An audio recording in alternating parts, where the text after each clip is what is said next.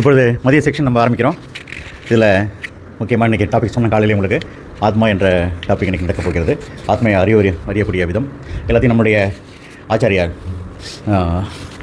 செந்தில் அவர்கள் இதை உங்களுக்கு விளக்குவார்கள். அடுத்தது நீங்கள். நன்றி, வணக்கம். நமக.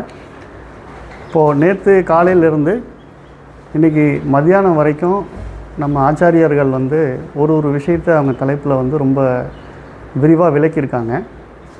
இப்போது இன்னும் கொஞ்சம் சொன்னீங்களா? இப்போது நம்ம இந்த மத்தியான செஷனில் ஆத்மா அப்படிங்கிறத பற்றியும் ஆத்மாவுடைய சொரூபம் என்னங்கிறத பற்றியும் நம்ம கொஞ்சம் புரிஞ்சுக்கிறதுக்கு முயற்சி பண்ணலாம். இப்போ இதில் நான் ஆதாரமாக தத்துவபோதங்கிற நூலில் ஆத்மாவை பற்றி ஒரு சில வரிகள் இருக்குது. அதை உங்களுக்கு போர்டில் எழுதி போட்டிருக்கேன். முதல்ல ஆத்மா கஹ, ஆத்மானா என்ன, ஆத்மா என்றால் என்ன அப்படின்னு சொல்லி ஒரு கேள்வி கேட்டு அதுக்கு பதிலாக அங்கே என்ன கொடுத்துருக்காங்கன்னா, ஸ்தூல சூக்ஷ்ம காரண சரீராத் வெத்திரிக்தக. வெத்திரிக்தகனா வேறாக. இப்போ ஏற்கனவே நம்ம ஆச்சாரியர்கள் ஸ்தூல சூக்ஷ்ம காரண சரீரம் அப்படின்னா என்னங்கிறத பற்றி உங்களுக்கு விளக்கியிருக்கிறாங்க. நமக்கு 3 சரீரம் இருக்குது. 3 சரீரம் என்னென்னா ஸ்தூலம், சூக்ஷ்மம், காரணம் அப்படிங்கிற சரீரம். இதுக்கு வேறானது எது அப்படின்னு ஒன்று இருக்குது. அடுத்தது பஞ்சகோச அதீதக அப்படின்னு ஒரு வார்த்தை கொடுக்குறாங்க. பஞ்சகோசம் அப்படிங்கிறத பற்றியும் நம்ம ஏற்கனவே ஆச்சாரியர்கள் விளக்கியிருக்கிறாங்க.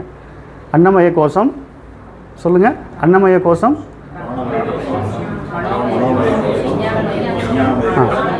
இந்த 5 கோஷங்களுக்கும் அந்த கடந்த ஒன்று இருக்குது அப்படிங்கிறது தான் அதீத அப்படிங்கிற வார்த்தையோட பஞ்சகோஷ அதீத. அவஸ்தாத்ரய சாட்சி. அவஸ்தாத்ரயம் இன்றைக்கி காலையில் 3 அவஸ்தைகளை பற்றி விளக்கினாங்க. 3 அவஸ்தைகள்: கனவு, நனவு, ஓகே. இந்த 3 அவஸ்தைகளும் யாருக்கோ ஒருத்தவனுக்கு இருக்குது. அந்த 3 அவஸ்தைகளையும் சாட்சியாக யார் பார்க்குறாங்களோ அவங்க தான் ஆத்மா. இப்போ இந்த ரெண்டு விஷயங்கள், 2 வரியில் 3 விஷயம் சொல்லப்படுது. ஒன்று 3 தேகங்களுக்கு வேறானது, பஞ்ச கோஷங்களையும் கடந்தது, 3 அவஸ்தைகளுக்கும் சாட்சியாக இருக்குது. புரியுதுங்களா? இன்னொரு விஷயம் அதில் இருக்குது. சச்சிதானந்த ஸ்வரூப எஸ் திஷ்டதி ச ஆத்மா. இப்போ இந்த 2 வரிக்கும் இந்த வரிக்கும் ஒரு சின்ன வித்தியாசம் இருக்குது. அது என்னங்கிறத நம்ம பார்ப்போம். இதில் பார்த்திங்கன்னா ஏதோ ஒரு விஷயத்தை சுட்டி காட்டி அது இல்லை, அதுக்கு வேறானது, அதையும் கடந்தது அப்படின்னு ஒரு விஷயத்தை சொல்லி அதுக்கு வேறானதுன்றாங்க. கடைசியாக சச்சிதானந்த ஸ்வரூப, அந்த ஆத்மா எப்படிப்பட்டதுங்கிறத ஒரு வார்த்தையில் சொல்கிறாங்க. அந்த வார்த்தை சச்சிதானந்தம். இதில் யார் நிலைத்து இருக்கிறாங்களோ அவங்க தான் ஆத்மா. ஆத்மாங்கிறதுக்கு ஒரு டெஃபினிஷனை இவ்வளோ ஷார்ட்டாக தத்துவபோதத்தில் அருமையாக கொடுத்துருக்குறாங்க. இதில் 2 பகுதியாக பிரித்து கொடுத்துருக்குறாங்க. ஒன்று 3 விஷயங்களை சொல்லி அதுக்கு வேறானது, கடைசியாக ஆத்மாவினுடைய தன்மை என்ன அப்படிங்கிறத சொல்லி அதில் எது நிலைத்து இருக்குதோ அதுதான் ஆத்மா அப்படின்னு சொல்கிறாங்க. இப்போ இதெல்லாம் நம்ம ஏற்கனவே நல்லா விளக்கமாக பார்த்துட்டோம். அதனால் நான் ரொம்ப அதை பற்றி விரிவாக சொல்லலை. இருந்தாலும் ஒரு 2 விஷயம் நான் உங்களுக்கு சொல்ல விரும்புகிறேன். இப்போ நம்ம சொல்லி கொடுக்கும்போது ஏன் இதெல்லாம் ஒரு விஷயத்தை சொல்லி இது இல்லை இது இல்லைன்னு சொல்கிறோம் இல்லைங்களா? ஏன் நேரடியாக அதை பற்றி சொல்லலாம்? நேரடியாகவே ஆத்மானா என்ன அப்படின்னு சொல்லி கொடுக்கறதுக்கு பதிலாக முதல்ல ஆரம்பிக்கும் போதே எதெல்லாம் இல்லைன்னு சொல்கிறோம். ஏன் அது? அப்போது நம்ம ஏற்கனவே ஒரு முடிவு பண்ணி வச்சுருக்கிறோம். ஏற்கனவே நமக்கு தெரிந்த விஷயம் எது? நமக்கு 3 சரீரம் இருக்குது அப்படிங்கிறது ஓரளவு நம்ம தெரிஞ்சு வச்சுருக்கிறோம். அது மாதிரி நமக்கு பஞ்சகோஷம் இருக்குது. 3 அவஸ்தைகள் எல்லாருமே நம்ம சகஜமான வாழ்க்கையில் அனுபவிக்கக்கூடிய விஷயம். இதெல்லாம் நம்ம தெரிந்ததெல்லாம் இல்லைன்னு சொல்லி அது தெரியாத ஒன்று இருக்குது, அதுதான் ஆத்மா அப்படிங்கிறத நமக்கு சொல்கிறாங்க ஃபஸ்ட்டு. இது எப்படின்னாக்கா, இப்போது இது சந்திரன் வச்சுக்கோம். இந்த சந்திரன் வந்து எங்கே இருக்குதுன்னு சொல்லிட்டு ஒருத்தருக்கு தெரியல. இப்போ கூட இருக்கிற ஒருத்தர் என்ன பண்ணுறாரு, சந்திரன் எங்கே இருக்குதுங்கிறத அவருக்கு காட்டி கொடுக்கணும். அப்போ என்ன பண்ணுறாரு, இங்கே ஒரு மலை இருக்குதுங்க, இந்த மலை ஓரத்தில் ஒரு மரம் இருக்குது, இந்த மலையிலேருந்து ஒரு கிளை போகுது, அந்த கிளைக்கு பக்கத்தில் பார்த்திங்கன்னா சந்திரன் இருக்குது அப்படின்னு சொல்கிறாங்க. இப்படியே காட்டிகிட்டே வர்றாரு. ஒரு மலை இருக்குதுன்னு தெரியுதுங்களான்னு, தெரியுது. அப்புறம் பக்கத்தில் கீழ் அடிவாரத்தில் ஒரு மரம் இருக்குது, அது தெரியுதுங்களா, தெரியுது.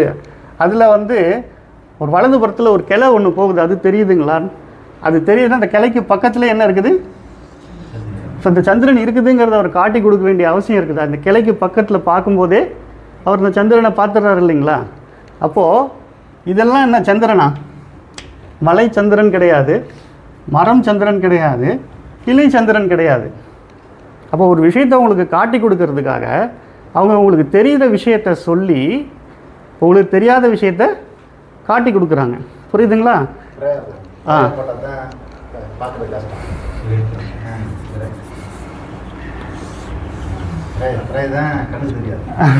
சரி, ஓகே.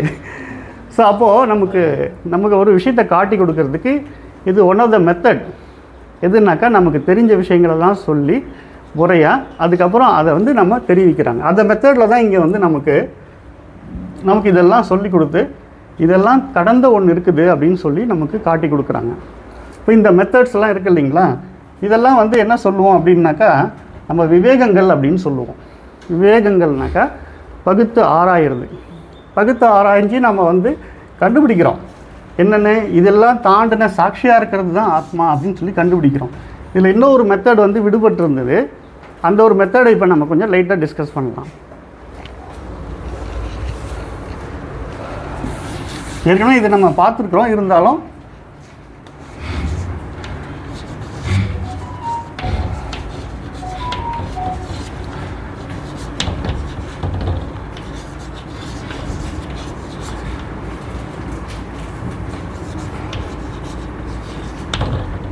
இப்போ இந்த திருக் திருஷ்ய விவேகம்னு சொல்லி ஒரு மெத்தட். இந்த மெத்தட்லேயும் நமக்கு தெரிஞ்ச விஷயங்கள் எல்லாம் பார்த்து அதிலிருந்து தள்ளிட்டு வந்து கடைசியாக நம்ம எதில் நிற்க போகிறோம்னா ஆத்மா அப்படிங்கிற ஒரு விஷயத்தில் நம்ம அதை வந்து கண்டுபிடிக்கிறதுக்கான ஒரு மெத்தட்னு சொல்லி இதை வித்யாரண்யர் சுவாமிகள் வந்து நமக்கு அறிமுகப்படுத்தினாங்க. இது திருக் அப்படிங்கிறதுடைய பொருள் வந்து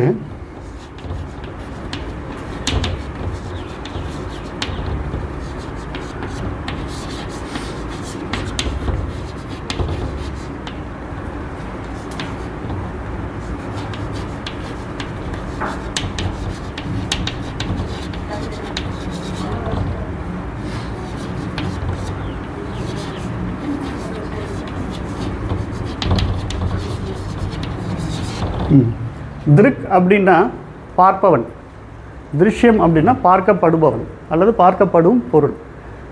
திருக்குங்கிறது இன்னொரு விதமாக அறிபவன் அப்படின்னு சொல்லலாம். திருஷ்யத்தை அறியப்படும் பொருள், அறியப்படுவது அப்படின்னு சொல்லலாம். இப்போ நம்ம வந்து இந்த மெத்தடை வந்து நமக்கு அப்ளை பண்ணும்போது உலகத்தை வந்து நம்ம பார்க்குறதுக்கு நமக்கு எதை கொண்டு நம்ம பார்க்குறோம், கண்களால் பார்க்குறோம் இல்லைங்களா. அப்போ நம்ம உலகம் அப்படின்னு சொல்கிறது இந்த கண்ணால் பார்க்கப்படுது. இந்த கண்ணால் பார்க்கப்படுதுன்னா எது பார்க்குதுன்னா கண் தானே பார்க்குது. அப்போ இது திருக்குன்னு சொல்லலாமா, இது திருஷ்யம், கரெக்டுங்களா. இந்த கண்ணு தான் திருக்கு. எது பார்க்குதோ அதை திருக்குன்னு சொல்கிறோம், இது பார்க்கப்படுதோ அதை திருஷ்யம் அப்படின்னு சொல்கிறோம். இப்போ இந்த கண் இருக்குது இல்லைங்களா, இந்த கண் தான் பார்க்குதா இல்லை அதுக்கு பின்னாடி ஏதாவது இருந்து பார்க்குதா அப்படின்னு நம்ம கொஞ்சம் விசாரம் பண்ணும்போது கண்ணுங்கிறது வெறும் கருவி தான். அந்த கண்ணுக்கு பின்னாடி மனம் இருந்து அதை பார்க்குது அப்படிங்கிறது நம்ம புரிஞ்சிக்க முடியுது. ஏன்னா நம்ம வந்து கண்களில் வந்து பார்த்தாலும் இந்த கண்கள் வழியாக போகிற இன்ஃபர்மேஷனை ப்ராசஸ் பண்ணுறது இல்லைங்களா, ப்ராசஸ் பண்ணி தான் அது என்னன்னு நம்ம சொல்கிறோம். அப்போ இந்த இடத்துல மனம்னு ஒன்று இருக்குது. அந்த மனம் தான் அப்போ திருக்கா அப்படின்னு சொல்லி பார்க்கும்போது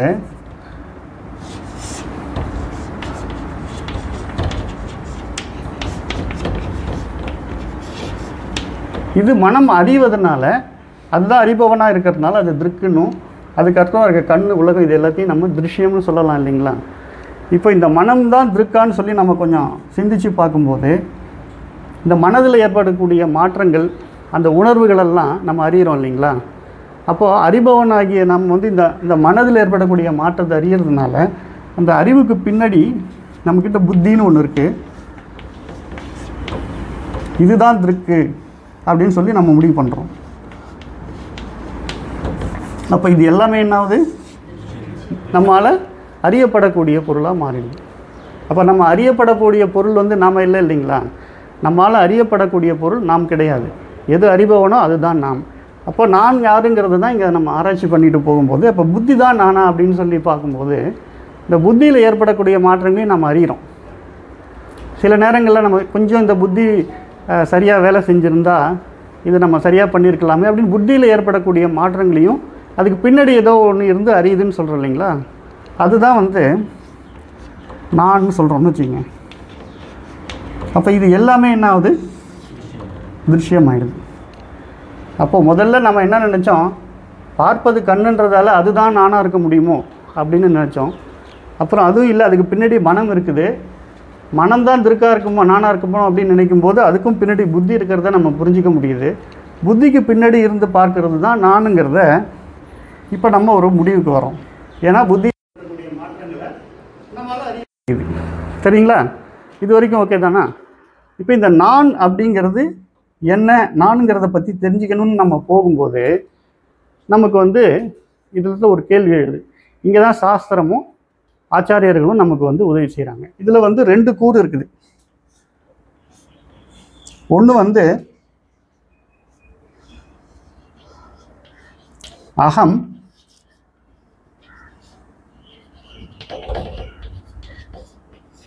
அகங்காரம் அப்படின்னு 2 கூறு இருக்கிறதா. அகங்கிறது ஆத்மா, இன்னொன்று அகங்காரம் அப்படின்னு 2 கூறு இருக்கிறதா ஆச்சாரியர்கள் நமக்கு சொல்கிறாங்க. அது என்ன அகம் அகங்காரம் அப்படின்னு சொல்லி நம்ம பார்க்கும்போது இது எது மாறாத இருக்குதோ அதுதான் மாறுவதை பார்க்க முடியும். இங்கே மாறாத இருக்கக்கூடிய ஒன்று இந்த மாறுவது எல்லாத்தையும் பார்க்குது இல்லைங்களா. இப்போ இந்த அகங்காரம் தான் நானா அப்படின்னு நம்ம கொஞ்சம் சிந்திச்சு பார்த்தோம்னா இந்த அகங்காரம் ஒரு நேரத்தில் ஒரு செயலை செய்யும்போது நான் செய்கிறேன்னு சொல்லுது, இன்னொரு நேரத்தில் அனுபவிக்கும் போது அனுபவிக்கிறேன்னு சொல்லுது, இன்னொரு நேரத்தில் எதையாவது அறியும் பொழுது அறிகிறேன்னு சொல்லுது. அப்போ அது மாறிக்கிட்டே தானே இருக்குது. அப்போ இந்த அகங்காரமும் நான் நம்ம சொல்ல முடியாது. அந்த அகங்காரத்தையும் நம்ம வந்து பார்க்கக்கூடிய ஒரு அறிவு சுரூபமாக நம்ம இருக்கிறதுனால அதுக்கும் பின்னாடி இருக்கக்கூடிய இந்த அகங்கிற ஆத்மா அதுதான் நாமங்கிற ஒரு முடிவுக்கு வர முடியுது இல்லைங்களா. அப்போ இதுக்கு பின்னாடி ஏதாவது இருக்குதா, நம்மளால் அதை இமேஜின் பண்ணி பார்க்க முடியுதா. இப்போ நானுங்கிற அந்த சொல்லுக்கு உரித்தானது எதாக இருக்க முடியும்னா இந்த அகங்கிற ஆத்மா தானே. அகங்கிற அந்த சான்ஸ்கிரிட்டோட பொருள் வந்து நான் தான், ஆத்மாங்கிற அந்த சொல்லுக்கு பொருளும் நான்கிறது தான். அப்போ அகம் ஆத்மா இது 2 ஒன்று தானே. ஸோ இப்போ இந்த அகங்காரத்திலிருந்து புத்தி, மனம், கருவியாகிய கண், அதுக்கு அப்பால நம்ம பார்க்கக்கூடிய இந்த உலகம், இது எல்லாமே என்னது, இப்போது நம்மளால் அறியக்கூடிய பொருள் இல்லைன்னா அது என்னது, நம்ம கிடையாது இல்லையா. எதெல்லாம் மாறுதோ அந்த மாற்றங்களை நம்ம அறிகிறோம். அப்போ நாம் எப்படி இருக்கிறோம், மாறாமல் இருக்கிறோம் இல்லைங்களா. மாறாதது எதுவோ அதுதான் அறிய முடியும். அப்போ நாம் மாறாமல் இருந்து இந்த மாற்றங்கள் எல்லாத்தையும் அறியறதுனால நாம் வந்து ஆத்மானும் இந்த அகம் அப்படிங்கிற அந்த நானுங்கிறது ஆத்மாவும் இந்த அகங்காரம் முதற்கொண்டு இருக்கிறது எல்லாத்தையுமே அனாத்மானும் நம்ம சொல்லலாம். இப்போ இந்த விவேகத்தில் நமக்கு 2 விஷயம், திருக்குங்கிறது ஆத்மா, அதை தாண்டி இருக்கிற எல்லாத்தையும் திருஷ்யம் எல்லாத்தையுமே என்ன சொல்லலாம், அனாத்மா அப்படின்னு சொல்லலாம் இல்லைங்களா. ஆத்மா அனாத்மா 2த்தையும் நம்ம பிரிச்சறியறதுக்காக யூஸ் பண்ணக்கூடிய ஒரு மெத்தட். இப்போ நானுங்கிறதுல இருக்கக்கூடிய ஒரு குழப்பம் வந்து இந்த அகங்காரங்கிறதுலையும் நான் கிடையாது, அகங்காரத்தையும் தாண்டி அதுக்கு பின்னாடி இருக்கக்கூடிய ஆத்மஸ்வரூபந்தான் நானுங்கிறத புரிய வைக்கிறதுக்காகவும் இந்த மெத்தடை நம்ம வந்து பயன்படுத்துகிறோம். சொல்லுங்க சாமி. அகங்காரம் 3 விதமா சொல்லுதுன்னு சொன்னீங்க. ஏன் அகம் வந்து 3 விதமா சொல்லாது? அகம் வந்து சாட்சியா நின்று பார்த்துட்டு இருக்கு, அது சொல்ல வேண்டிய அவசியம் இல்லை அதுக்கு. புரியுது. அகங்காரங்கிறது என்னன்னாக்கா அகமாகிய அந்த சச்சிதானந்த ஸ்வரூபி இருக்கு இல்லைங்களா, அதில் இருக்கக்கூடிய சித்த அம்சம் அந்த கரணத்தோட கலக்கும் போது ஏற்படக்கூடிய பொய்யுணர்வுங்கிறத இன்றைக்கி காலையில் நமக்கு விளக்கியிருக்கிறாங்க. அந்த ஒரு உணர்வு இருக்குது இல்லைங்களா, அந்த பொய்யுணர்வு அறிவுணர்வு மாதிரியே தான் அதுவும் இருக்கும். ஆனால் அது என்ன பண்ணுதுன்னாக்கா, இந்த புத்தி மனம் இந்த உடல் இதெல்லாம் செய்யக்கூடிய செயல்களையும் அங்கு நடைபெறக்கூடிய அனுபவங்களையும் எல்லாத்தையுமே என்னன்னு சொல்லிக்குது, நானுங்கிற தன்மையை எனதுங்கிற தன்மையை அது கூட்டிக்குது. ஆனால் உண்மையிலேயே இந்த பொய்யுணர்வாகி இந்த அகங்காரம் ஏதாவது செய்யுதா? எதுவும் செய்யவே இல்லை. ஆனால் செய்யாமலே அது என்ன பண்ணிக்குது? அவ்வளோதான். ஆனால் உண்மையான முதலாளி யார்? இது எல்லாம் செயல்படக்கூடிய காரணமாக இருக்கக்கூடிய சக்தியாக இருக்கிறது உண்மையிலே சிற்சுரூபி யார்? அகங்கிறது ஆத்மா தானே. இங்கே நடுவில் இவர் ஒரு பொய்யுணர்வாக எழுந்திருக்கிறார். இந்த அகங்காரங்கிறத இந்த அகங்கிறதையும் நம்ம எப்படி புரிஞ்சிக்கலாங்கிறதுக்கும் ஒரு உதாரணம் சொல்லியிருக்கிறாங்க. அதுதான் கயிறு பாம்பு உதாரணம்.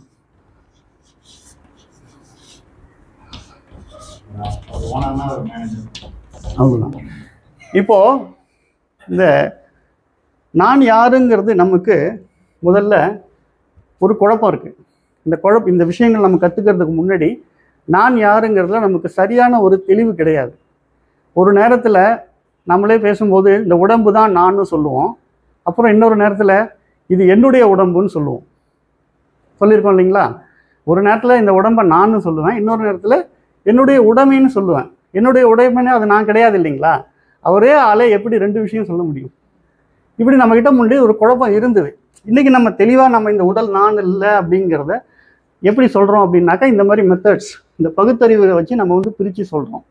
இந்த மாதிரி ஸ்தூல சூக்ஷ்ம காரண சரீர விவேகம், பஞ்சகோச விவேகம், அவஸ்தாத்ரய விவேகம், திருக்கு திருஷ்ய விவேகம், ஆத்மா அனேத்ம விவேகம், இந்த மாதிரி பகுத்தறியக்கூடிய மெத்தட்ஸை வச்சு நானும் அப்படிங்கிறதையும் நான் அல்லாததையும் முதல்ல என்ன பண்ணுறோம்? பிரிச்சிடுறோம். சரிங்களா? பிரித்ததுக்கு அப்புறம்தான் நானுங்கிறது ஏதோ ஒன்று இருக்குங்கிறத நம்ம சரியாக புரிஞ்சுக்கிட்டது, அதனுடைய தன்மை என்னங்கிறத தெரிஞ்சது வரும்போது தான் சச்சிதானந்தம்ங்கிறத சொல்கிறாங்க. சரிங்களா? இப்போது இந்த கயிறு பாம்புன்னு நான் சொன்னேன் இல்லைங்களா, இந்த அகத்துக்கும் அகங்காரத்துக்கும் உள்ள சம்பந்தம் எப்படி இருக்குதுன்னு நம்ம புரிஞ்சுக்கணும். இப்போ இந்த கதையை நம்ம ஆரம்பத்தில் சொல்லிட்டு இருக்கிறோம். இந்த கயிறு பாம்பு உதாரணத்தை ஒரு அரைக்குறலை இருளில் கீழே ஒரு வளைவாக ஒரு பொருள் கிடக்குது, ஒரு கயிறு இருக்குது. அரைக்குறை இருளில் பார்க்கும்போது அது நமக்கு பாம்பு மாதிரி தெரியுதுன்னு வச்சுக்கோங்களேன். அப்போ நமக்கு என்ன ஏற்படும்? பாம்புங்கிறதுனால ஏற்படக்கூடிய பதட்டம், பயம் போன்ற உணர்வுகள்லாம் நமக்கு எழுது இல்லைங்களா. அது எதனால் எழுது? ஒரு கயிறுன்ற ஒரு மெட்டீரியல் இருக்குது.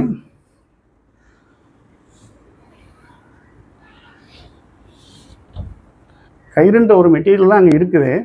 நம்ம அந்த ஆதார பொருளினுடைய உண்மை தெரியல, அங்கே என்ன இருக்குதுங்கிறது நமக்கு தெரியல. இப்போ அதுக்கு பேர் என்ன? அறியாமை. நம்மக்கிட்ட ஒரு அறியாமை இருக்குது. அந்த அறியாமையோடு இருந்துட்டால் கூட பிரச்சனை இல்லை. அதுக்கு மேலே நம்ம என்ன பண்ணுறோம்? நம்ம தவறுதலாக ஒரு புரிதலை சேர்க்குறோம். நம்ம ஏற்கனவே பாம்புங்கிற ஒரு அறிவு இருக்குது நம்மக்கிட்ட. அந்த பாம்பு என்ன பண்ணும், அதனால் நமக்கு என்ன பாதிப்பு ஏற்படுங்கிற ஒரு அறிவு இருக்கிறதுனால அந்த அறிவு கொண்டு அறியாமை மேலே சுமத்துது. அப்போ அந்த கயிறு எப்படி தெரியுது? நமக்கு பாம்பாக தெரியுது.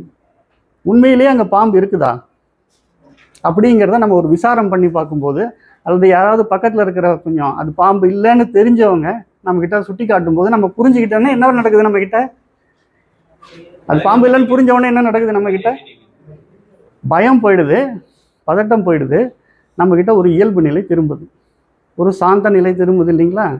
அப்போது அவங்க என்ன செஞ்சாங்க? இது பாம்பு இல்லை கயிறுதாங்கிற உண்மையை சொல்லி அறியாமையை நீக்கிறாங்க. அறியாமையை நீக்கக்கூடிய அறிவு நமக்கு வந்ததால் நம்மக்கிட்ட என்ன நடந்தது? என்ன மாற்றம் நடந்தது? நம்மக்கிட்ட இருந்த துன்பம், பயம், இந்த மாதிரியான உணர்வுகளெல்லாம் நீங்கி நம்ம எப்படி ஆகிட்டோம்? நம்முடைய சாந்த நிலைக்கு வந்துடும். இதே போல் நான் யாருங்கிற ஒரு குழப்பத்தினால நான் யாருங்கிறது எனக்கு தெரியல. அப்போது தெரியாத போது நான் என்ன பண்ணியிருக்கணும்? தெரியலன்னு கேட்டிருக்கணும். ஆனால் நான் என்ன பண்ணிட்டேன்? எனக்கு இம்மிடியேட்டாக இருக்கக்கூடிய புத்தி மனம் உடல் இது எல்லாத்தையும் நான் ஸ்வீகாரம் பண்ணிட்டேன். தவறாக நான் புரிஞ்சுக்கிட்டேன். இதுக்கு பேர் என்ன? அத்தியாசம் அப்படின்னு சொல்கிறாங்க. ஒன்று இருக்குது ஆதார பொருளாக, அந்த ஆதாரத்துக்கு மேலே வேற ஏதோ ஒன்றை நான் வந்து சுமத்தி பார்க்குறேன் இல்லைங்களா, அதுக்கு பேர் என்ன? அத்தியாசம். ஸோ இந்த மாதிரி ஒரு தவறு நடந்திருக்குது. இந்த தவறை களையறதுக்கு தான் நமக்கு குருமார்கள் வந்து இந்த மாதிரி மெத்தட்ஸை யூஸ் பண்ணி பகுத்து ஆராய்ஞ்சு நான் யாருங்கிறதையும் நான் அல்லாதது எதுங்கிறதையும் முதல்ல உங்களுக்கு பிரித்து காட்டிடுறாங்க. இதுக்கு பேர் விவேகம். இந்த விவேகத்தை வச்சு தான் நம்ம இதை சரியாக புரிஞ்சிக்க முடியும். இந்த மாதிரி ராங்கா அண்டர்ஸ்டாண்ட் பண்றப்போ முக்குணத்தினுடைய வேலை என்ன? அந்த இடத்துல முக்குணம் ஏதாவது வேலை பண்ணுதா அல்லது சைலண்டா இருக்கா? எந்த குணம் தூக்குது? இது மொத்தத்திலேயே குணத்தால் விளைவது தானே. மொத்தத்திலேயே இந்த கயிறு, பாம்பு, நான் இதெல்லாம் பேசுகிறேன் பார்த்தீங்களா, இதெல்லாம் முகத்தின சிருஷ்டியே எதனால் ஏற்பட்டது? அப்போ அதனுடைய அங்கே இல்லாமல்லாம் போகாது. இது எல்லாமே ஏற்பட்டிருக்கிறது, இந்த சிருஷ்டியே ஏற்பட்டிருக்கிறது முகுணத்தோட விளைவால் தானே. அதனால் இதனுடைய பங்கு என்னன்னு நம்ம எல்லாமே கலந்து தான் அங்கே இருக்குது. ஆமாம், இங்கே வந்து நம்ம முதல்ல இப்போ நம்ம புரிஞ்சிக்க வேண்டியது முதல்ல நான் யாருங்கிறது தான். அதில் உள்ள குழப்பத்தை நீக்கிறதுக்கு தான் இந்த உதாரணத்தை நம்ம பயன்படுத்துகிறோம். இது புரியுது இல்லைங்களா? இப்போ இந்த மெத்தடோட இன்னொரு விஷயம் ஒன்று இருக்குது. ஒரு சின்ன கதை நம்ம எல்லாருமே வந்து வழக்கமாக வேதாந்தத்தில் சொல்கிறது உண்டு. அது என்னன்னா 10ஆம் மகன் கதை, தசமன் கதை. இப்போது இந்த இடத்துல நான் ஒரு பிறையை போட்டு காட்டும்போது அது வேற ஒரு பொருள். அதை நான் காட்டும் பொழுதே இது இல்லை இது இல்லைன்னு சொல்லிட்டு வந்து இது இருக்குன்னு சொல்லி உங்களுக்கு தெரிஞ்சதை காட்டி அப்புறம் அதெல்லாம் இல்லை அப்படிங்கிறத நான் நீக்கிடுறேன். அப்புறம் அந்த நிலா உங்களுக்கு தெரிஞ்சுதுன்னு சொல்கிறேன். இது வந்து நமக்கு அப்பாற்பட்ட ஒரு பொருள். ஆனால் ஏதோ ஒரு பொருள் நானாகவே இருந்தேன்னு வச்சுக்கோங்களேன். அப்போ எதெல்லாம் நீக்கிட்டனோ, எதெல்லாம் நான் இல்லையோ அதை நீக்கிட்டனோ, அந்த நான்கிறத நான் காட்டி கொடுக்க வேண்டிய அவசியம் இருக்குமா? நான் அல்லாததெல்லாம் நீக்கின பிறகு மீதி என்ன இருக்குது? அதுக்கு தான் உதாரணமாக தசமன் கதைன்னு ஒன்று சொல்லுவாங்க. ஒரு 10 பேர் வந்து ஒரு குருஜிக்கிட்ட இருக்கிறவங்க பக்கத்து கிராமத்தில் ஒரு விசேஷத்துக்கு போகிறாங்க. போகிற வழியில் ஒரு ஆறு குறுக்கிடுது. அந்த ஆற்றுல தண்ணி ஓடிக்கிட்டு இருக்கு. 10 பேரும் இறங்கிறதுக்கு பயப்படுறாங்க. அப்புறம் என்ன பண்ணுறாங்க, போய் தான் ஆகணும்னு சொல்லி இறங்கிடுறாங்க. இறங்கி வெளியில் அந்த பக்கம் ஏறி வந்ததுக்கப்புறம் கவுண்ட் பண்ணுறாங்க. கவுண்ட் பண்ணும்போது எண்ணுறவங்க எல்லாருமே தன்னை விட்டுட்டு எண்ணிடுறாங்க. அப்போ எத்தனை பேர் இருப்பாங்க? 9 பேர் இருப்பாங்க. இப்போ 9 பேர் தான் இருக்கிறாங்க அப்படின்னோடனே 10வது ஆளை காணாமேன்னு எல்லாருக்கும் என்ன ஏற்படும்? ஒரு தவிப்பு, ஒரு பயம் எல்லாமே ஏற்படும் இல்லைங்களா? இது ஒவ்வொருத்தரும் அந்த தவறை செஞ்சுக்கிட்டே இருக்கிறாங்க. திரும்ப திரும்ப பதட்டப்பட்டு அங்கங்கே தேடி ஓடி தேடுறாங்க. அப்போ அந்த பக்கமாக ஒரு சாது வராரு. அவர் வந்து என்னப்பா பிரச்சனைன்னு கேட்கும்போது, இந்த மாதிரி ஒரு ஆள் காணோங்க, எங்கள் கூட வந்தோம், ஒரு ஆளை காணோன்னொடனே அவர் என்ன பண்ணுறாரு, எண்ணி பார்த்துட்டு சூழ்நிலையை புரிஞ்சுக்கிட்டு, நீங்கள் ஒன்றும் கவலைப்படாதீங்க, 10வது மகன் இருக்கிற இடம் எனக்கு தெரியும் அப்படின்னு சொல்லி கவுண்ட் பண்ண சொல்கிறாரு மறுபடி. அப்போ அவர் என்ன சொல்கிறாரு, 1 2 3 எண்ணிட்டே வர்றாரு. 9ங்கிறது முடிஞ்ச உடனே 10ஆம் மகன் நீ இருக்கிற அப்படிங்கிறத அவர் சுட்டி காட்டுறாரு. அப்போ நான் தான் அது நம்ம யாரை தெரிஞ்சுக்கிறான்? அந்த இடத்துல அவங்களுக்கு என்ன நிகழுது? தன்னை பற்றின அறிவு நான் தான் சொன்னதுக்கப்புறம் அவன் வேறு ஏதாவது ஒரு பயிற்சி செய்து அதை கண்டுபிடிக்கணுமா? நான் இருக்கிறேங்கிறத 10ஆம் மகன் தான் நானுங்கிறத சொன்ன உடனே அதை மறுபடியும் அவர் ஏதாவது பயிற்சி செய்து அடையணுமா? இன்ஸ்டண்ட்டாக தெரிஞ்சுக்கிறோம் இல்லைங்களா? 10ஆம் மகன் நான் தான் அப்படின்னு நான் சொன்ன உடனேயே அந்த அறிவு நமக்கு ஏற்பட்டுடுது. அதனால் என்ன நீங்குது? பயம், தவிப்பு எல்லாம் நீங்கி அங்கே ஒரு சந்தோஷமோ இல்லை ஒரு இனிமையான சூழ்நிலையோ நிலவுது, சாந்தம் நிலவுது. இப்போ நம்ம இதில் புரிஞ்சுக்கிறது என்னென்னா, என்னை காட்டி கொடுக்குற தருணத்தில் என்னை நான் உணர முடியுதா இல்லையா இம்மிடியட்டாக அந்த இடத்துல? இதுக்காக நம்ம தனியாக வேறு ஏதாவது பயிற்சிகள் செய்யணுமா? எதுவுமே செய்ய வேண்டிய அவசியம் இல்லை இல்லைங்களா? அதுபோல் இந்த இடத்துல நம்ம வந்து இதெல்லாம் இல்லைன்னு சொல்லிகிட்டே வரோம். இல்லைன்னு சொல்லிட்டு வந்தது மீதி ஏதோ ஒன்று இருக்குதுன்னு சொன்னேன் இல்லைங்களா? நான் அந்த நானுங்கிற இருப்பு உணர்வை நான் தனியாக உங்களுக்கு காட்டி கொடுக்கணுமா? இதெல்லாம் நான் இல்லையே. கண்ட நான் இல்லை, மனம் நான் இல்லை, புத்தி நான் இல்லை, இதெல்லாம் நானும் சொல்லிட்டு இருந்த அகங்காரமும் நான் இல்லை. அதுக்கும் ஆதார பொருளாகிய இந்த நானுங்கிற சொல்லுக்கு உரித்தானது ஆத்மா தான் அப்படிங்கிறத நான் சொன்னதுக்கப்புறம் நான் அப்படிங்கிற அந்த ஒரு உணர்வு நமக்குள்ளே இருக்கு இல்லைங்களா? அப்போ அது என்னது? ஆத்மா தானே. இது எதுவுமே கிடையாது. நானுங்கிற சொல்லுக்கு உரித்தானது நானுங்கிற அந்த உணர்வு நான் சொல்லும்போது எனக்குள்ள ஒரு விளக்கம் இருக்கு இல்லைங்களா? அந்த விளக்கத்துக்கு உரித்தானது எது? ஆத்மா தான் அப்படிங்கிறத நம்ம தெரிஞ்சுக்கிறோம். இதில் ஏதாவது குழப்பம் இருக்குங்களா? அப்போ நானுங்கிறதுல தெளிவாக ஒரு விஷயத்துக்கு வந்துட்டோம். நான் அல்லாதது எதுங்கிறத தெரிஞ்சிக்கும் போதே நானுங்கிற ஒரு கன்க்ளூஷனுக்கும் வரும். இதை தான் வந்து உள்ளங்கை நெல்லிக்கனியும் சொல்லிட்டு ஒரு புத்தகம் இருக்கு. உள்ளங்கை நெல்லிக்கனினா என்ன? நம்ம உள்ளங்கையிலே நெல்லிக்கனியை வச்சிருக்கிறோம் இல்லைங்களா? அதை நம்ம வந்து ரொம்ப கஷ்டப்பட்டு தேடி அடைய வேண்டியிருக்கா? எந்த விதமான பயிற்சியும் நமக்கு தேவையில்லை. இதுக்காக ரொம்ப கஷ்டப்பட வேண்டிய அவசியமும் இல்லை. நமக்கு வேண்டியதெல்லாம் என்ன? கையை திறந்து பார்க்கணும், அவ்வளோதானே. திறந்து பார்க்க கூட வேண்டிய அவசியம் கூட இல்லை. நம்ம அதை உணரவே முடியுது இல்லைங்களா? அதுபோல் இந்த நானுங்கிறத சரியாக புரிஞ்சுக்கிறதுக்காக இருக்கக்கூடிய மெத்தட்ஸ் தான் இது எல்லாமே.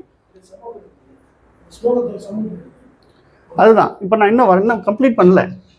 இந்த ஸ்லோகத்தில் இது வரைக்கும் நான் அல்லாதது எதுங்கிறத பற்றி தான் நான் பேசிகிட்டு இருக்கிறேன். சச்சிதானங்கிறத பற்றி தான் இனிமேல் நம்ம ஆரம்பிக்கணும். சரிங்களா? இப்போ இந்த 2 வாக்கியத்தில் உள்ள விஷயங்களை நம்ம புரிஞ்சுக்கிட்டோம் இல்லைங்களா?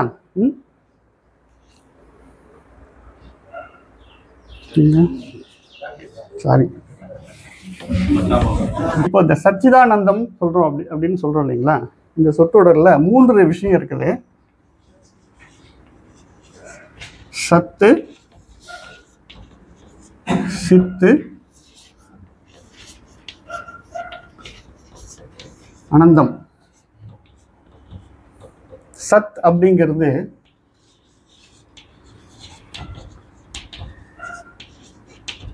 இருத்தல் அப்படிங்கிற ஒரு தன்மை இந்த ஆத்மாவுக்கு இருக்கு. இருக்கிறேன், இருத்தல் அப்படிங்கிற அந்த ஒரு தன்மை இருக்குது. சித்துங்கிறது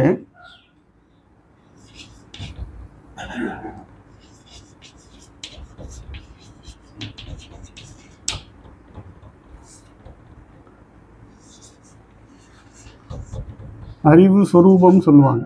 இந்த அறிவுங்கிறது வந்து நம்ம சாதாரணமாக ஒரு நாலேஜ்னு சொல்கிறோம் இல்லைங்களா? அந்த விஷயம் கிடையாது. இது எல்லாத்துக்கும் அடிப்படையாக இருக்கக்கூடிய அறியும் தன்மைன்னு ஒன்று இருக்குது இல்லைங்களா? இப்போ நம்ம ஒரு விஷயத்தை அறியும் போது நமக்கு ஏற்படக்கூடிய விளக்கம் தான் நம்ம அறிவுன்னு சொல்லுவோம். பொதுவாக நாலேஜ் அப்படின்னு சொல்லுவோம். இங்கே அந்த அறிவதற்கு எது காரணமாக இருக்குது? அறிவுக்கே ஆதாரமாக இருக்கக்கூடிய ஒரு அறிவு இருக்குல்ல, அந்த அறியும் தன்மை தான். கண்டிப்பாக சொல்லலாம்.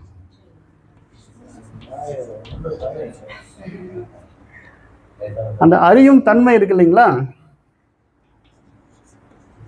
அதை வந்து நம்ம சிட் அப்படின்னு சொல்லி இப்போ புரிஞ்சுக்கிறதுக்காக இப்போ நான் உங்களுக்கு அறியும் தன்மை அப்படிங்கிறத சொல்கிறேன். அடுத்தது அனந்தம்னு ஒரு விஷயம். இது இந்த சொல்லுடைய அர்த்தம்னா அந்தம் இல்லாத. அந்தம்னாக்கா ஒரு முடிவு, ஒரு எல்லை அப்படின்னு சொல்கிறோம் இல்லைங்களா? அப்போ எல்லையற்ற அப்படின்னு ஒரு பொருள் இருக்கு இல்லைங்களா?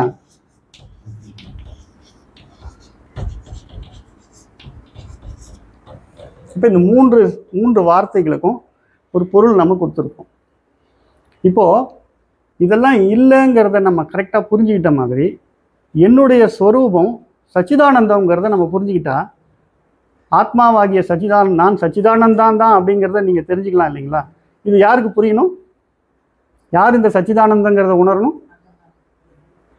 யார் உணர வேண்டியிருக்கு? இப்போது நீங்கள் தான் உணர வேண்டியிருக்கு. இப்போ நான் சச்சிதானந்தம் நான் சொல்கிறேன்னா, நான் உணர்ந்துறேனா அப்படிங்கிறத யார் இப்போ ப்ரூவ் பண்ணிக்க வேண்டியிருக்கு? இங்கே இருக்க எல்லாருமே வந்து நான் சச்சிதானங்கிறத தெளிவு பண்ணிக்க வேண்டியிருக்கு.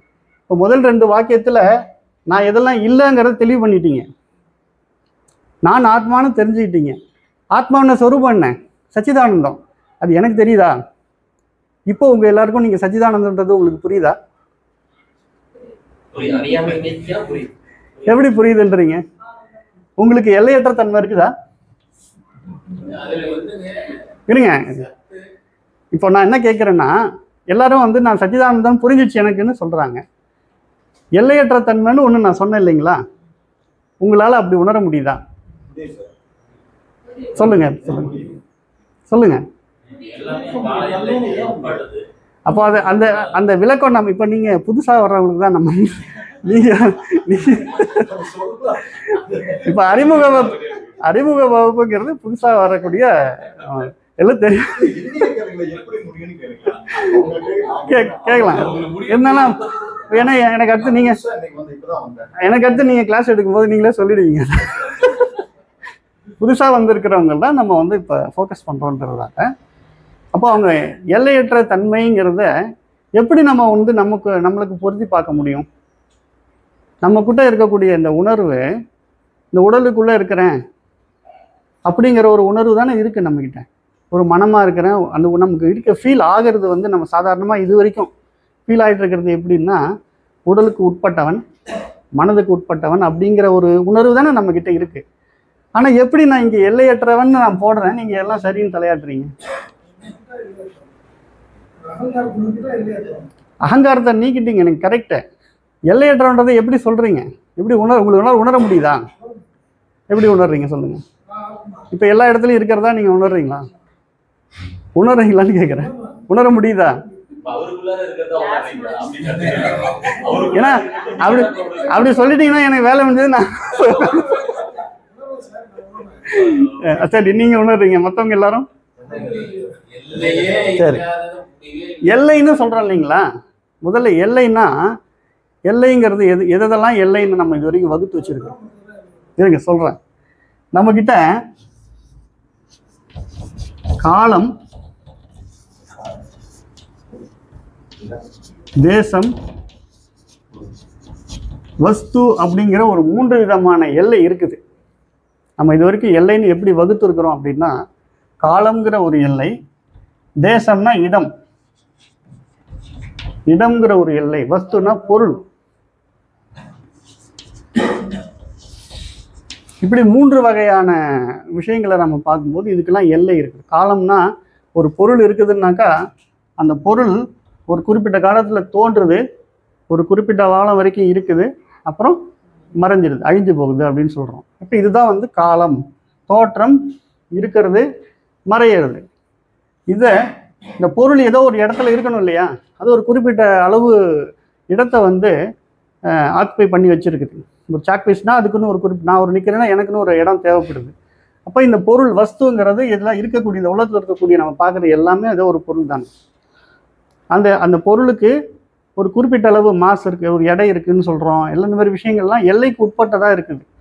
ஆனால் இந்த ஆத்மாங்கிறது எல்லை அற்றதுன்றோம். இது எப்படி நம்ம புரிஞ்சிக்கலாம்? இருத்தல் தன்மை இருக்குது, அறியும் தன்மை இருக்குது, எல்லையற்ற தன்மை இருக்குதுன்னு சொல்கிறோம். இது காலத்தையும் கடந்தது, அனாதி அப்படின்னு சொல்லியிருப்போம். ஆதின்னா தொடக்கம், அனாதினா தோற்றமே இல்லாத ஒன்றுக்கு நம்ம காலத்துக்கு உட்படுத்த முடியுமா? முடியாது இல்லைங்களா? அப்போது இந்த இடம் அந்த இடம்ன்றது அங்கிங்கனாதபடி எங்கும் நீக்கமர நிறைஞ்சதுங்கிற நம்ம ஒரு விஷயம் சொல்லும்போது, இந்த இடத்துல இருக்குது அந்த இடத்துல இருக்குதுன்னு சொல்ல முடியாது. அது இடத்துக்கும் அப்பாற்பட்ட ஒரு பொருளாக இருக்குது. அது பொருள்னு நம்ம அதை சொல்லவே முடியாது. பொருள்னு சொன்னாலும் அது ஒரு வடிவத்துக்கு வந்துடுது, அது வடிவத்துக்கு உட்பட்டதும் கிடையாது. அப்போ ஆத்மாங்கிறது எல்லையற்ற ஒரு வஸ்து. அது நான் அப்படின்னு புரிஞ்சுக்கிறதுக்காக சின்னதாக ஒரு டெக்னிக் நம்ம யூஸ் பண்ணி பார்க்கலாம். அது உங்களுக்கு வேலை செய்தால் நம்ம ட்ரை பண்ணி பார்ப்போம். சரிங்களா? இப்போ நம்ம நான் ஒரு 10 செகண்ட் உங்களுக்கு நான் ஒரு சின்ன ஒரு விஷயம் சொல்கிறேன். கண்ணை மூடிக்கோங்க. அந்த 10 செகண்டு நம்ம கொஞ்சம் லேசாக வந்து நம்ம மூச்சை ஒரு நிலைப்படுத்தி எந்த எண்ணங்களும் இல்லாமல் இருந்து பார்க்கலாங்களா? ஸ்டார்ட் பண்ணலாமா? ஸ்டார்ட்.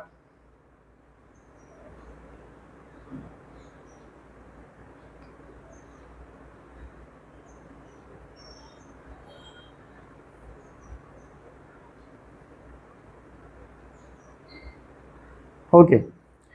இப்போது நம்ம கண் மூடி இருக்கும்போது அந்த இடத்துல ஒரு ஸ்பேஸ் மாதிரி நமக்கு இருந்தது இல்லைங்களா? ஒரு வெட்ட வெளி போல் இருந்தது இல்லைங்களா? ஒரு வெட்ட வெளி போல் நமக்குள்ளே வந்து நம்ம ஃபீல் பண்ணுறோம்.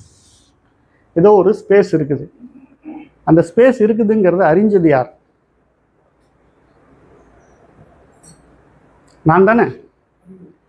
ஸ்பேஸ் இருக்கிற மாதிரி எனக்கு தெரியுது. அந்த ஸ்பேஸ் அறியக்கூடியவன் நானாக இருக்கிறேன். ஏன்னா எனக்கு என்ன தன்மை இருக்குது? அறியும் தன்மை இருக்குது இல்லைங்களா? அறியக்கூடிய நான் இருக்கிறேனா இல்லையான்னு கேட்டால் என்ன சொல்லுவீங்க? இருக்கிறேன்னு சொல்லுவீங்க இல்லையா? நான் இருக்கிறேன். எப்படி இருக்கிறேன்? அறியும் தன்மையோடு இருக்கிறேன். இது ரெண்டும் உங்களுக்கு ப்ரூவ் ஆகுதா இல்லையா? ப்ரூவ் ஆகுது இல்லைங்களா? இப்போது அந்த கண் மூடி நீங்கள் இருந்தப்போ நான் தான் உங்களுக்கு 10 செகண்டுன்னு சொன்னேன். உண்மையிலே அது 10 செகண்ட் கணக்கு பண்ணுமா? நம்ம எதுவும் கணக்கு பண்ணலை. அந்த இருக்கிறேங்கிற அந்த இருப்புத்தன்மை அறியும் தன்மையோடு இருக்கு இல்லைங்களா? அதுக்கு வந்து காலம் கிடையாது. நீங்கள் சின்ன வயசில் நான் இருக்கிறேன்னு சொன்னீங்கன்னா அந்த இருப்புத்தன்மை இருக்கிறீங்களா, அதே இருப்புத்தன்மை தான் இன்றைக்கும் இருக்குது. இன்னும் 10 வருஷம் கழித்து நான் இருக்கிறேங்கிற அந்த ஒரு இருப்பு, நான் இருக்கிறேன்னு சொல்லும்போது ஒரு உணர்வு ஏறணும் பார்த்தீங்களா, அதில் எந்த மாற்றமாவது இருக்குதா? அது காலத்துக்கு உட்பட்டதாக உங்களுக்கு தெரியுதா? நம்ம இந்த மாதிரி வந்து ஃபீல் பண்ணி பார்க்கும்போது அந்த நான் இருக்கிறேங்கிற அந்த இருப்பு உணர்வுக்கு ஏதாவது மாற்றம் இருக்குதா? நம்ம உடலெல்லாம் மாறி போச்சு, மனதெல்லாம் மாறி போச்சு, புத்தியெல்லாம் மாறி போச்சு. நான் இருக்கிறேங்கிற அந்த இருப்புணர்வுக்கு ஏதாவது மாற்றம் இருக்குதா? இல்லை இல்லைங்களா? ஸோ அந்த மாதிரி மாற்றம் இல்லாத ஒரு தன்மையில் இருக்கக்கூடிய அந்த இருப்பு உணர்வு அப்படிங்கிறத சார் வந்து கான்ஷியஸ்னஸ்ன்னு சொல்கிறோம் இல்லைங்களா, அதை அறிவு உணர்வுன்னு சொல்லுவாங்க.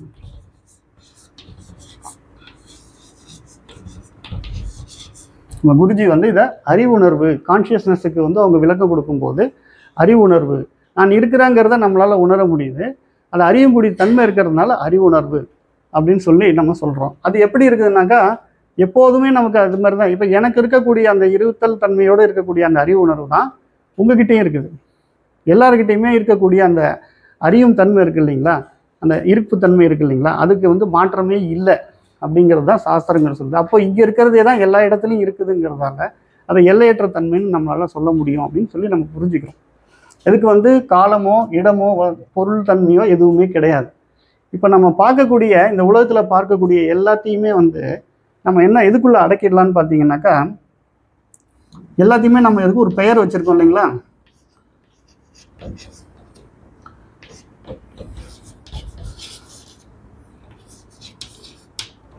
நம்ம உலகத்தில் இருக்க எல்லாத்தையுமே ஒரு உருவம் தானே. அந்த உருவத்துக்கு நம்ம என்ன வைக்கிறோம், ஒரு பெயர் வைக்கிறோம் இல்லைங்களா. இதை நாமரூபம் அப்படின்னு சொல்கிறோம்.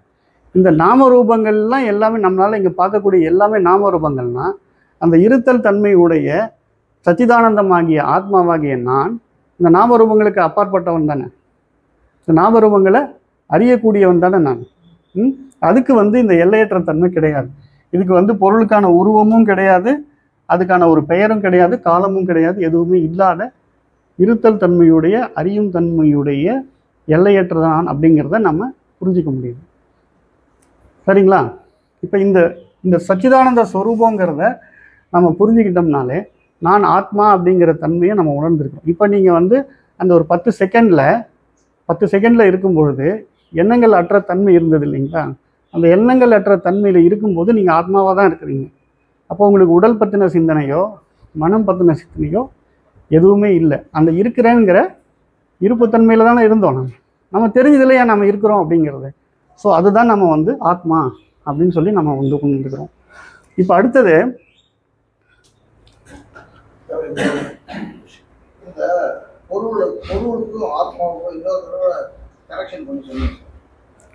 ஆத்மாங்கிறது வந்து எல்லா பொருளும் இருக்காருன்னு அர்த்தமா, எல்லா பொருளையும் தாண்டி இருக்காருன்னு அர்த்தம்? அதுதான் இப்போ நான் வந்து சொல்ல வரேன். இப்போ ஆத்மாங்கிறது வந்து ஒரு ஆதார வஸ்துங்க. இப்போ கயிறுன்னு நம்ம சொன்னோம் இல்லைங்களா, கயிறுங்கிறது ஒரு ஆதார வஸ்து. அதில் நம்ம வந்து உருவகம் பண்ணி பாம்பு பார்க்குறோம் இல்லைங்களா. இப்போ அங்கே இடத்துல பாம்பு இருக்குதா? இல்லை இல்லையா. அதுபோல் நம்ம வந்து இந்த இடத்துல பொருள்கள்லாம் இருக்குதுன்னு நினைக்கிறோம் இல்லைங்களா. இந்த பொருளுக்கு வந்து ஒரு ஆதார வஸ்துன்னு ஒன்று இருக்கும் இல்லைங்களா. நான் சொல்கிறது புரியுதுங்களா? இப்போ ஒரு பொருள் இருக்குன்னா அந்த பொருளை வந்து நம்ம டிவைட் பண்ணிகிட்டே போகிறோன்னு வச்சுக்கோங்களேன். நம்ம கடைசியாக எங்கே போய் நிற்போம்? ஆட்டம்ஸ், அணுக்கள்ஸ்ன்னு சொல்லி வந்து நிற்போம். ஆனால் அந்த அணுக்களுக்கும் இன்னும் நம்ம வந்து டிவைட் பண்ணிகிட்டே போகிறோம் அப்படின்னா ஏதோ ஒரு பொருள் தான் எல்லாத்துக்கும் ஆதார வஸ்துவாக இருக்க முடியும். ஏன்னா எல்லா பொருளையும் உடச்சிங்கன்னா ஆட்டத்தில் தானே போய் நிற்கிது. அப்போ அதை உடச்சிக்கிட்டே போகும்போது அதுக்கும் ஆதாரமாக ஒரு பொருள் மட்டும்தான் இருக்க முடியும். அந்த ஒரு பொருளை தான் நம்ம பிரம்மம்னும் ஆத்மானும் நம்ம சொல்கிறோம். நம்ம பார்க்கக்கூடிய இப்போ நான் பிரித்தோம் இல்லைங்களா, ஆத்மா அனாத்மான்னு பிரித்தோம் இல்லைங்களா. ஆத்மாங்கிறது நானுங்க தெரிஞ்சுக்கிட்டோம். இப்போ அனாத்மாக்கள்னு தள்ளணும் இல்லைங்களா. அந்த அனாத்மாக்கள்லாம் எது அப்படின்னு பார்க்கும்போது ஜெகத், உலகம் அப்படின்னு சொல்லி நம்ம சொல்கிறோம். இந்த உலகங்கிறதெல்லாம் என்ன அப்படின்னு நம்ம பார்க்கும்போது அந்த ஒரே ஒரு புள்ளி தான் உலகமும் மாறிச்சு. ஆமாம் அப்படின்னு அர்த்தம். ஆமாங்க. இல்லைங்களா? அப்போ அந்த ஒரு புள்ளி இந்த பிரபஞ்சமா இந்த உலகமா மாறி இருக்குன்னு சொல்லும்போது அப்போ எல்லா கல்லு மண்ணு எல்லாத்துலயும் இருப்பாரு. அது மாறிச்சுன்னு நம்ம மாறிச்சுன்னு சொல்ல வரல. சரி, அதான் ஆச்சு. நம்ம பிரம்மமா ஆயிடுச்சு. சரிங்க, சரி. உண்மையான சமாதானம் சொல்றோம். சரி, ஓகே. அப்போ கல்லு மண்ணு எல்லாத்துலயும் இருப்பாரு. எல்லாத்தையுமே அந்த பிரம்மம் தான் இருக்குது. அப்போ வந்து பீச்சு தண்ணியில் இருப்பாரா பகவான்? எல்லாத்துலேயுமே அதுதான் இருக்கு. இருப்பாரா? பீச்சு தண்ணின்ற பகுத்து பார்க்கறது நம்முடைய மனம். ஒரு பாமரன் கேட்கறான். கரெக்ட். இறைவன் இருக்காருன்னு சொல்றீங்களா? அப்ப எல்லாத்துலயும் இருக்காரா? இது இருக்காரா அப்படின்னு சொல்லி ஒரு பாமரன் கேட்கறான். ஆமாங்க, ஆமாங்க. எல்லா இடத்துலையும் இருக்கு. அதுதான் சொல்றேன், எல்லா இடத்துலையும் இருக்காருங்கிறதுக்காக தான் நம்ம வந்து ஒரு பொருளையும் நம்ம வந்து ஆராய்ச்சி பண்ணி பார்க்கும்போது அதுக்கு அடிப்படையாக வந்து ஒரு பொருள் இருக்குன்னு சொல்கிறோம். அந்த அடிப்படை பொருளையும் நமக்கு தெரிஞ்சதெல்லாம் நம்ம வந்து எங்கே பண்ணிப்போம்? ஆட்டம் தானே பண்ணிப்போம். அதுக்கு நம்ம ஆராய்ச்சி பண்ணி பார்க்கும்போது அதுக்கும் அடியில் இருக்கக்கூடிய ஒரு அந்த பார்ட்டிகிள்ஸ்க்கும் உள்ளே நம்ம வந்து எதுவாக இருக்க முடியும்னு பார்க்கும்போது இதெல்லாம் படைத்த ஒரு பொருளாக தான் இருக்க முடியும். அதை தான் நம்ம வந்து கடவுள், அதாவது கடவுள் அப்படின்னு நம்ம சொல்கிறோம் இல்லைங்களா? அந்த கடவுள் தான் பிரம்மம் அப்படிங்கிறத நம்ம புரிஞ்சுக்கிறோம். இதுக்கு மேலே வந்து விளக்கம் இல்லை. வந்து இந்த கேள்வியை ஆச்சாரியர்கிட்ட கேட்டேன். சரிங்க சரிங்க, சொல்லுங்க.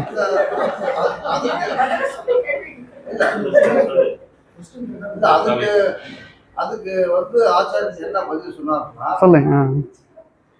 பரபிரம்மம் வந்து அவருடைய சொரூபம் என்ன? சச்சிதானந்தம், சித்து ஆனந்தம். சத்தங்கிறது இருப்புத்தன்மை, ஆமா, எல்லா இடத்துலயும் இருக்கும். சித்தங்கிறது அறிவுத்தன்மை, ஆமா. அனந்தம்ங்கிறது எல்லையற்ற. ஒரு கல்லுக்கு எடுத்துக்கலாமே, கல்லுக்கு இருப்புத்தன்மை இருக்கு, ஆனா அதுக்கு அறிவுத்தன்மை இல்லையே.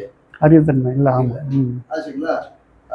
அதனால ஒரு டிச்சு தண்ணிக்கு ஒரு மரத்துக்கு எடுத்துக்கலாம், அது இருப்புத்தன்மை இருக்கு, ஆனா அதுக்கு அறிவுத்தன்மை இல்லை. ஆமா. இது மாதிரி பிரிச்சு அந்த இறைவனுடைய சுரூபம் வந்து மூணு ரூபா இருக்கு, ஆனா இதுல இல்ல, அது வந்து குறைவா இருக்கு. இருப்புத்தன்மை மட்டும் இருக்கு, ஆனா இது இல்ல, சைத்தன்யம் இல்லை. ஆமா. அது மாதிரி சைதன்யம் இல்லைன்னு சொல்றதை விட சைதன்யம் அந்த இடத்துல வெளிப்படலைன்னு சொல்லலாம். வெளிப்படலை, கம்மியா இருக்கு, வெளிப்படலை. அது மாதிரி விளக்கம் கொடுத்தாரு. அது வந்து எல்லாருக்கும் புரியணுங்கிறதுக்காக நான் வந்து அதுதான். இப்போ நம்ம வந்து என்ன சொல்றோம் அப்படின்னா, பிரம்மம் வந்து எல்லா இடத்துலையும் இருக்குதுன்னு நம்ம சொல்றோம் இல்லைங்களா? அந்த பிரம்மம் எல்லா இடத்துலையும் இருந்தாலும் நம்மளால பார்க்கப்படும் போது ஒரு உருவத்தோடையும் ஏதோ ஒரு வடிவத்தோடையும் இருக்குது. அதுக்கு நம்ம ஒரு பெயர்னு நம்ம கொடுக்குறோம் இல்லைங்களா? இதெல்லாம் வந்து நாமரூபம் அப்படின்னு சொன்னோம். இந்த நாமரூபங்கிறது வந்து எப்படி தோன்றி இருக்குதுங்கிறத நம்ம புரிஞ்சிக்க வேண்டியிருக்கு. இப்போ வந்து அதுக்கு வழக்கமாக சொல்லக்கூடியது வந்து, இப்போ இந்த பானை இருக்குது இல்லைங்களா? இந்த பானை எதால் ஆகிருக்கு? அப்போ இதுக்கு ஆதார பொருள் என்ன? களிமண் தான் இல்லைங்களா? களிமண் வந்து ஆதார பொருள். அந்த ஆதார பொருளில் தான் இந்த பானை நம்ம செய்திருக்கிறோன்னா, இந்த பானை ஒரு உருவமாக இருக்கா? அந்த உருவத்துக்கு நம்ம என்ன பேர் கொடுத்தோம்? பானைன்னு பேர் கொடுத்தோம். இப்போ இந்த இடத்துல களிமண் இருக்குதுங்களா? உண்மையிலே இங்கே என்ன இருக்குது? இங்கே என்ன இருக்குதுன்னா களிமண் தான் இருக்குது. ஆனால் நாம் அதை எப்படி நம்ம பயன்பாட்டிற்காக அந்த இடத்துல ஒரு உருவம் இருக்கிறதாகவும் அதுக்கு நம்ம ஒரு பெயரும் வைக்கிறோம். ஆனால் இங்கே இருக்கிறது என்ன? களிமண் மட்டும்தானே இருக்குது. அப்போ உங்களால் இந்த இடத்துல பானையும் பார்க்க முடியுது, களிமண்ணையும் பார்க்க முடியுது இல்லைங்களா? அதுபோல் இப்போ நம்ம சொல்லி கொடுக்கும்போது பிரம்மந்தான் உங்களுக்கு இந்த மாதிரி நாம ரூபங்களாக காட்சி அளிக்குதுன்னு நம்ம சொல்கிறோன்னு வச்சுக்கோங்களேன். அப்போ அந்த இடத்துல அறிவால் உங்களால் பிரம்மத்தையும் பார்க்க முடியும், இங்கே இருக்கக்கூடிய எல்லா நாம ரூபங்களையும் பார்க்க முடியும் இல்லைங்களா? இதுதான் உதாரணம். இந்த பானையில் உங்களால் களிமண் பார்க்க முடியுது இல்லையா? களிமண்ணை விட்டுட்டு பானையை தனியாக பிரிக்க முடியுமா? முடியாது இல்லைங்களா? ஒரு நம்ம ஆமாம். இப்போ இது எதால் பார்க்குறோன்னா நம்முடைய அறிவின் திறன் கொண்டு தானே நம்ம பார்க்குறோம். அதுபோல் இங்கே இருக்கிறது எல்லாம் பிரம்மம். இங்கே இருக்கிறது வந்து களிமண் தான். களிமண் தவிர வேறு ஏதாவது இருக்கா? இது முழுக்க என்னது? அதுபோல் இங்கே இருக்கிறது எல்லாமே ஆதார பொருளாகிய பிரம்மன் தான். ஆனால் நம்ம பார்க்கறதுக்கு எப்படி காட்சி அளிக்குது? காட்சி அளிக்கக்கூடிய இந்த பானைக்கு தோற்றம் இருக்குதா? ஒரு இருத்தல் தன்மை இருக்கு இல்லையா? அப்புறம் கீழே போட்டு உடைச்சிட்டோம்னா பானை போயிடுது. களிமண் இருக்குதா? களிமண் ஆரம்பத்துல இருந்தது, இப்பயும் இருக்குது, உடஞ்சி போனாலும் இருக்குது. அப்போ ஆதார பொருள் எப்பொழுதும் இருக்கக்கூடிய ஒரு வஸ்து.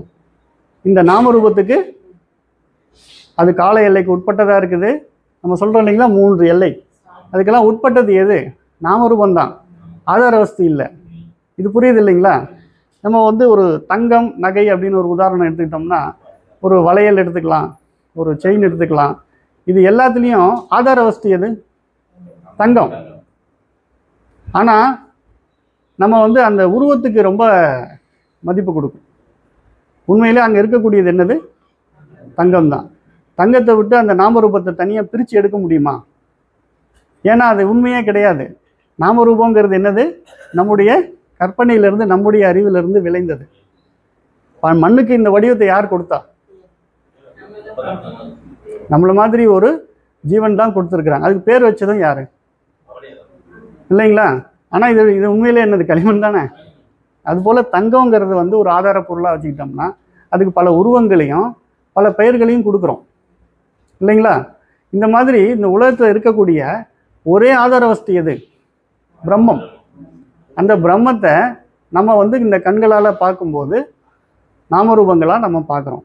இப்போ நம்ம பிரம்மத்தை வந்து நாமரூபத்தை நீக்கிட்டு பார்க்கணுன்னு ஆசைப்பட வேண்டிய அவசியம் இருக்குதா? இது பார்க்க முடியுதில்ல உங்களால் களிமண்ணா. அதுபோல் அறிவால் நம்ம இருக்கிறது எல்லாம் நாமரூபம்னோம். அதுக்கு ஆதார வஸ்து பிரம்மங்கிறத நம்ம புரிஞ்சுக்கிட்டா போதும் இல்லைங்களா? பிரித்து பார்க்க வேண்டிய அவசியம் இருக்குதா? இல்லை இல்லையா? ஏன்னா இந்த இடத்துல வந்து உங்களால் பானையும் களிமண்ணையும் பிரிக்க முடியுமா? பானையை தனியாக இதுலேருந்து களிமண்லேருந்து பிரிக்க முடியாது.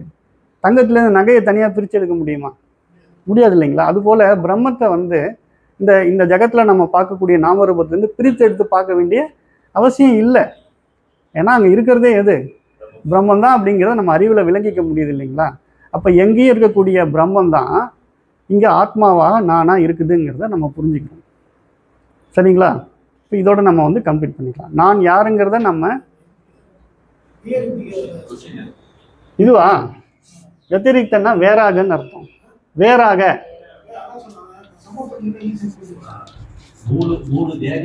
மூன்று தேகத்துக்கும் வேறாகன்னு நம்ம ஏற்கனவே அதை சொல்லிட்டோம்.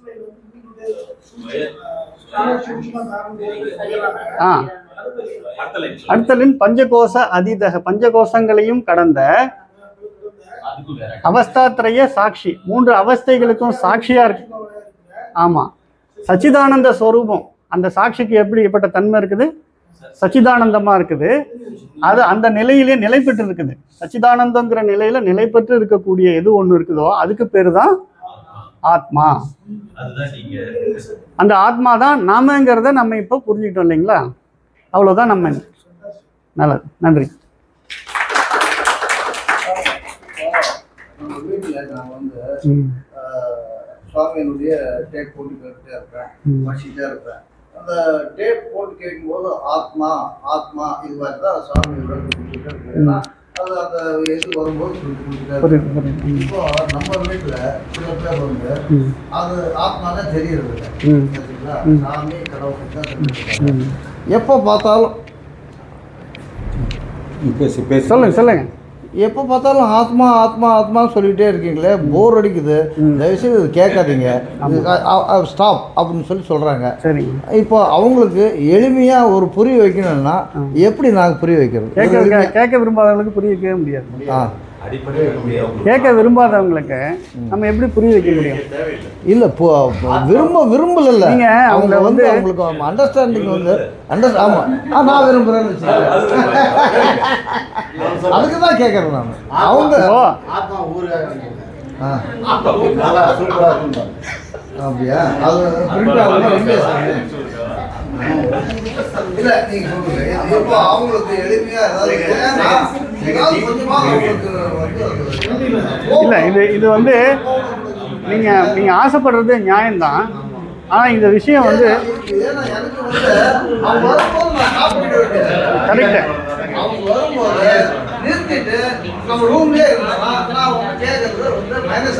இல்லைன்னா ரொம்ப சங்கடமாயிடும்ல.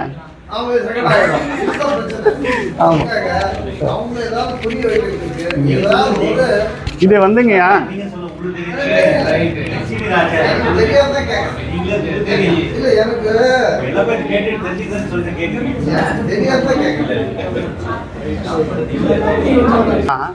இந்த அத்வைதம் அப்படிங்கிற அந்த கொள்கையை நம்ம புரிஞ்சுக்கிறதுக்கு அதிகாரித்துவம்னு ஒன்று வேணும்.